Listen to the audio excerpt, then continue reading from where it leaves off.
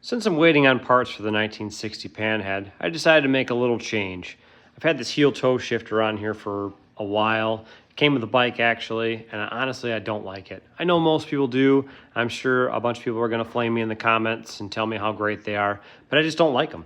I don't have great big feet, but they're big enough to not really sit comfortably on the pad there, so it's in the way all the time. So I had one of these, kind of crusty looking shift levers laying around, so I swapped it out. And I think it's a huge improvement. I think it fits the bike pretty nicely, and in my opinion, it looks a lot better. Can't wait to ride this thing down the road and see how it functions.